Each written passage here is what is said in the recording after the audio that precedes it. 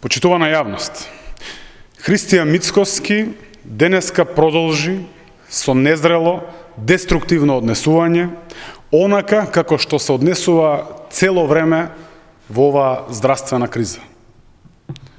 Лажни вести, деструкција, конструирани случаи и непочитување на мерките. Тоа е она што Мицкоски им го нуди на граѓаните за време на пандемијата и за време на сите овие 2,5 години откако ја предводи ВМРО-ДПМНЕ. Граѓаните многу добро видоа како додека лекарите и сите здравствени работници деноноќно се борат со коронавирусот, Мицкоски во тоа време се шеташе по теретани и по водно, без при тоа да ги почитува мерките и препораките. Наместо да помага, Христијан Мицкоски постојано одмагаше и преку лажни вести се обидуваше да ја вознемирува јавноста. Прво лажеше дека имало само 100 теста за коронавирусот. Потоа дека 140.000 граѓани останале без работа. Иако овие лаги беа демантирани од страна на институциите, Мицкоски сепак не престана со ширење на лажни вести. Згора на се, министерот за внатрешни работи Наки Чулев дозволи непочитување на мерките и препораките и го загрози директно здравието на граѓаните. Овие денови ги гледаме последиците од оваа неодговорност. Имаме нов број на заразени од коронавирусот. Но здравствените институции имаат капацитет и ќе се справат со оваа ситуација.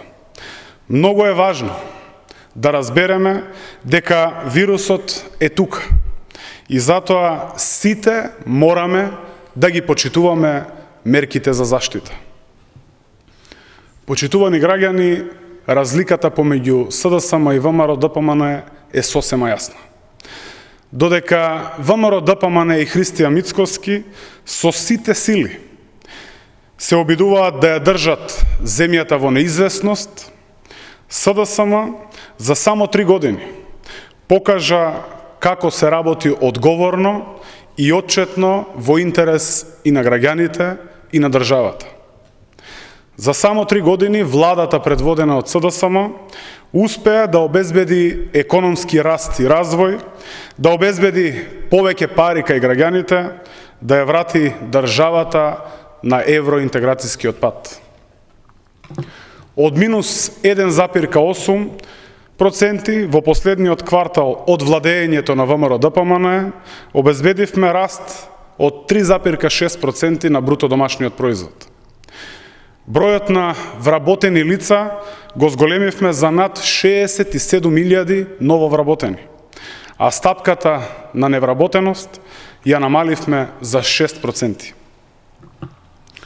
Со СДСМ минималната и просечната плата растат многу побрзо отколку со ВМРО-ДПМНЕ.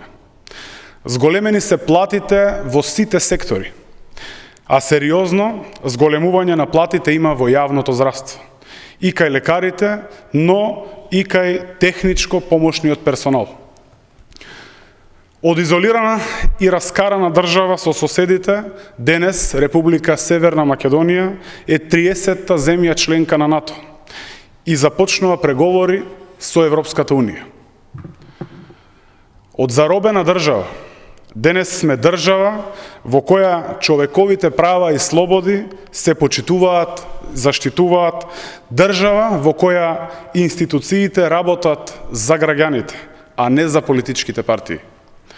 Тоа се суштинските разлики помеѓу овие два концепти.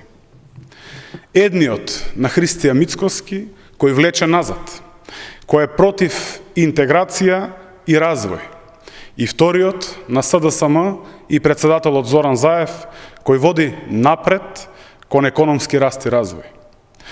Без разлика колку и да не му се допаѓа тоа на Христијан Мицкоски, државата и институциите успешно се справуваат со корона кризата.